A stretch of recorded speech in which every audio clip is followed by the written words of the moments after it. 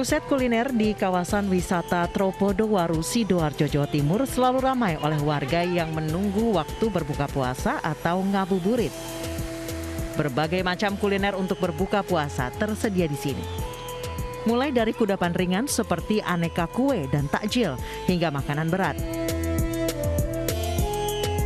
Selain untuk berburu kuliner, kawasan wisata Tropodowaru juga dilengkapi dengan aneka permainan anak. Mulai dari komedi putar, menunggang kuda, hingga arena memancing bagi anak-anak.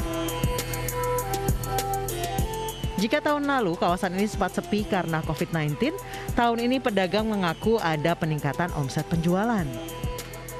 Namun sayangnya masih ada pedagang maupun pembeli yang tidak mengenakan masker dengan benar. Meski Sidoarjo sudah masuk kawasan zona hijau COVID-19, protokol kesehatan tetap harus dijaga. Alhamdulillah rame. Hah? Rame kalau puasa. Kalau sore-sore gini rame. Oh gitu ya? Iya. Meningkat ya? Alhamdulillah. Kadang-kadang namanya juga penjualan ya. Kadang naik, kadang turun gitu. Nggak Tapi mesti. selama beberapa hari terakhir ini gimana? Beberapa yang puasa aja ya. Alhamdulillah. Kalau sore rame. Naik berapa persen, Mbak? Berapa persen ya? 70, 80 kalau sore. Oh, meningkat berarti? Iya. Geliat perekonomian di wilayah Sidoarjo mulai meningkat terutama sejak angka penularan COVID-19 mulai menurun. Meski demikian, pedagang maupun pembeli tetap harus menjaga protokol kesehatan seperti mengenakan masker dengan baik dan benar serta menjaga jarak aman. Dari Sidoarjo, Jawa Timur, Pramono Putra, iNews melaporkan.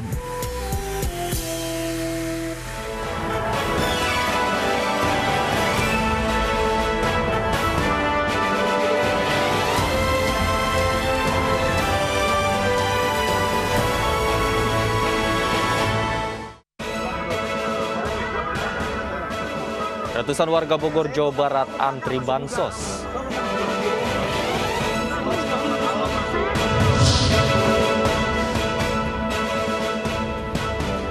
Dua pekerja bangunan tewas tertimpa tembok.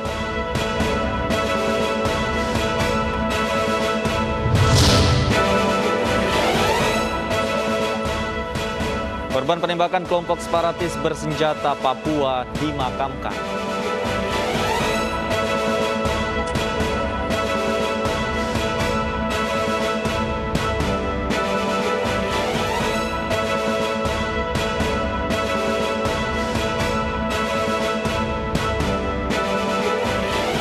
Selamat sore pemirsa, demikian tadi berita pilihan iNews Sore yang akan menemani Anda bersama saya Davi Pratama. Pemirsa, kita awali iNews Sore hari ini dengan informasi terkait dua pekerja bangunan tewas tertimpa reruntuhan bangunan yang sedang direnovasi. Korban tertimpa reruntuhan saat membongkar tembok tua.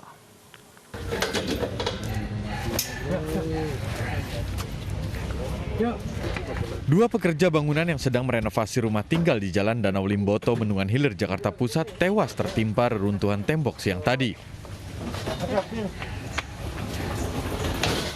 Dua korban tertimpa reruntuhan saat membongkar tembok yang telah lapuk, sementara satu pekerja bangunan yang selamat terluka ringan. Temboknya kan dikasih ring. Ternyata kita baru beberapa meter udah rubuh. Ambruk semua, Pak? Rubuh, jadi temboknya nggak kuat. Tim dari Polres Metro Jakarta Pusat telah menggelar olah tempat kejadian perkara untuk penyelidikan. Sementara jenazah korban dibawa ke RSCM untuk divisum. Dari Jakarta, Sofyan Firdaus, iNews melaporkan. Dan untuk mengetahui situasi terkini di lokasi dua pekerja bangunan tewas tertimpa reruntuhan, sudah ada rekan kami Angelika Deevakam di sana. Angelika, apakah sudah ada hasil olah TKP polisi saat ini? Iya, Davi, setelah terjadinya peristiwa naas di salah satu rumah di Jalan Danau Limboto, Bendungan Hilir, Jakarta Pusat, polisi terdekat ini langsung melakukan olah tempat kejadian perkara. Meskipun demikian, kami dari awak media belum menerima secara resmi hasil dari olah TKP di rumah yang tengah direnovasi sejak Februari lalu ini. Meskipun demikian, informasi yang kami peroleh yaitu informasi sementara terjadinya peristiwa naas ini akibat fondasi rumah yang tidak kokoh, sehingga ketika pekerja bangunan ini berusaha untuk merobohkan dinding di rumah ini, malahan menimpa kepada ketiga dari pekerja bangunan itu, sehingga harus terpaksa memakan korban jiwa, yaitu 2 di antara 3 bangunan ini tewas dan 1 lainnya luka-luka. Dan dari yang kami pantau di sini memang sudah tidak ada lagi pihak-pihak terkait yang mendatangi rumah ini, dan polisi pun juga sudah meninggalkan lokasi tempat kejadian perkara ini, sehingga polisi pun meninggalkan atau sudah memasang garis polisi di sekitar rumah. Sampai sejauh ini polisi masih terus menyelidiki bagaimana atau hasilnya nanti dari penyelidikan terkait tewasnya 2 pekerja bangunan di salah satu rumah di Jalan Danau Limboto yang tengah direnovasi ini, Davi. Baik, terima kasih Angelica Devagam atas laporan Anda dari kawasan Ben Hill, Jakarta. Selamat bertugas kembali. Pemirsa, jenazah Udin, tukang ojek korban kelompok separatis bersenjata di Puncak, Papua, disemayamkan di rumah duka di Kabupaten Baru, Sulawesi Selatan. Jenazah akan dimakamkan di tempat pemakaman umum desa setempat.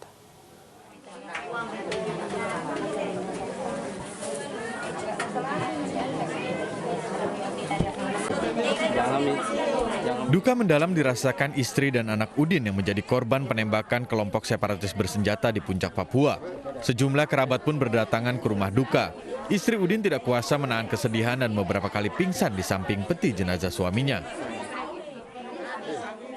Udin yang merantau ke Papua sejak 2012 lalu ditembak oleh kelompok separatis bersenjata di Kampung Eromaga, Distrik Omukia, Kabupaten Puncak, Papua.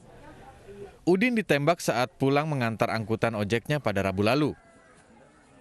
Harapan saya agar warga yang merantau ke sana supaya bisa berhati-hati, dan harapan kami agar pemerintah memperhatikan hal seperti ini.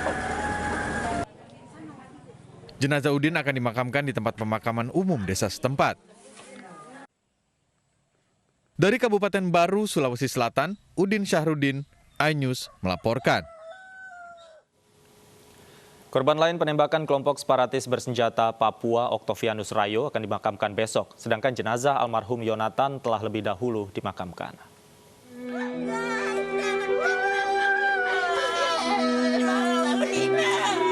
Duka masih menyelimuti keluarga almarhum Oktavianus Rayo, korban penembakan kelompok separatis bersenjata Papua. Jenazah Oktavianus masih disemayamkan pihak keluarga dan baru akan dimakamkan besok.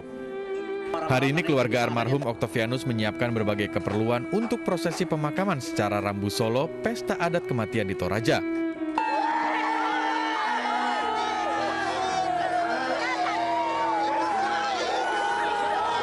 Korban lain yang masih kerabat dengan Oktavianus, Yonatan Renden, telah dimakamkan terlebih dahulu.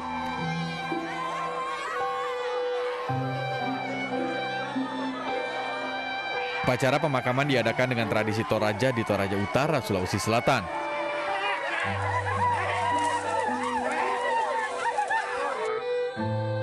Yonatan meninggalkan seorang istri dan 2 orang anak, ditembak kelompok separatis bersenjata di Distrik Beoga, Kabupaten Puncak, Papua.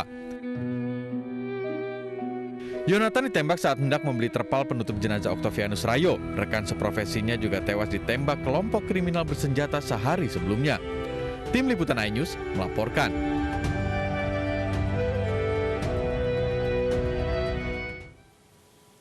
Kita beralih ke informasi lain, pemirsa. Jelang diberlakukannya larangan mudik Lebaran mulai 6 hingga 17 Mei 2021, penumpang di Terminal Lewi Panjang Bandung cenderung sepi. Hingga hari keempat di bulan Ramadan belum ada indikasi masyarakat mudik lebih awal.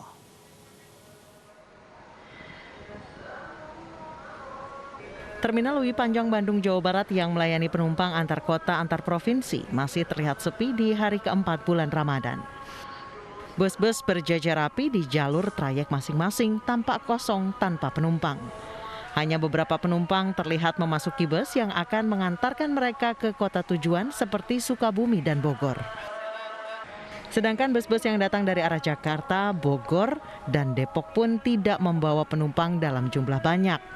Selain belum terjadi arus mudik, juga pengelola bus membatasi jumlah penumpang 50% dari kapasitas.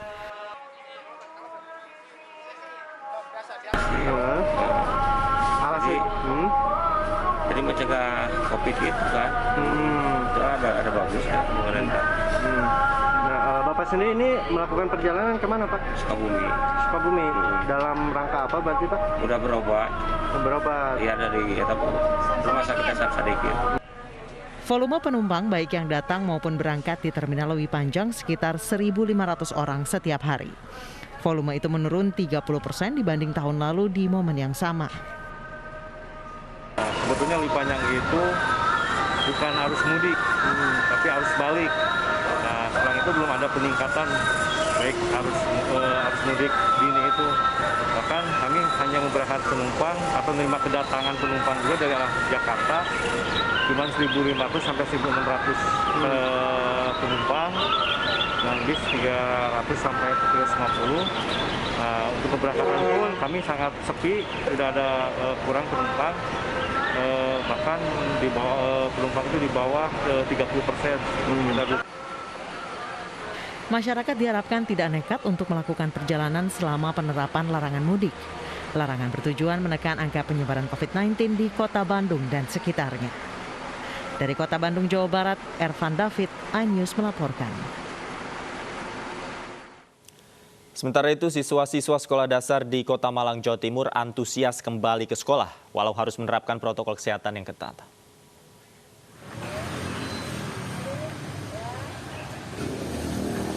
Siswa SDN Kasin Klojen Malang, Jawa Timur menjalani pemeriksaan suhu sebelum masuk ke kawasan sekolah. Kemudian harus mencuci tangan dulu sebelum masuk ke ruang kelas. Sementara di ruang kelas mereka juga duduk berjauhan. Walau harus mengikuti protokol kesehatan yang ketat, siswa-siswa antusias karena sudah tak bertemu dengan temannya selama pandemi. Tingginya antusias siswa membuat pihak sekolah memantau ketat protokol kesehatan dan sejumlah siswa didapuk menjadi duta Satgas COVID-19 yang bertugas mengingatkan teman-temannya. Masing-masing kelas hanya diisi oleh 50% kapasitas dengan pembelajaran selama 2 jam per hari. Emang kepingin belajar di kelas ya? Iya. Selama ini gimana belajarnya? Lewat apa? HP, komputer? Komputer. Pemirsa, meskipun dipastikan tidak menggelar kejuaraan MotoGP tahun ini, persiapan gelaran seri balap MotoGP Mandalika Lombok, Nusa Tenggara Barat terus berjalan. Penundaan tersebut menjadi momentum Indonesia untuk mematangkan promosi. Sirkuit Mandalika Lombok, Nusa Tenggara Barat dipastikan batal menggelar seri balap MotoGP pada tahun 2021 ini. Rencananya Mandalika bakal menjadi tuan rumah ajang balap motor paling bergengsi di dunia itu pada tahun 2022 mendatang. Keputusan penundaan ini diambil dengan mempertimbangkan situasi pandemi COVID-19. Meski begitu, penundaan tersebut tidak mengurangi rencana persiapan yang tengah dijalankan, termasuk persiapan sarana pendukung di sektor pariwisata dan ekonomi kreatif. Jadi ini kesempatan kita untuk mempromosikan. Dan di bulan November rencananya akan ada Superbike dan mungkin ada testing dari penyiapan MotoGP.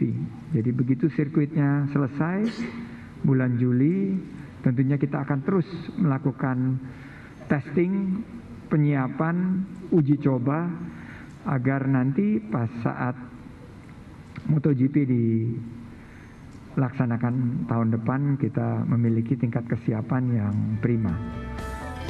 Meski seri MotoGP Mandalika batal digelar di tahun ini, namun sirkuit tersebut dipastikan tetap akan menjadi tuan rumah gelaran World Superbike 2021.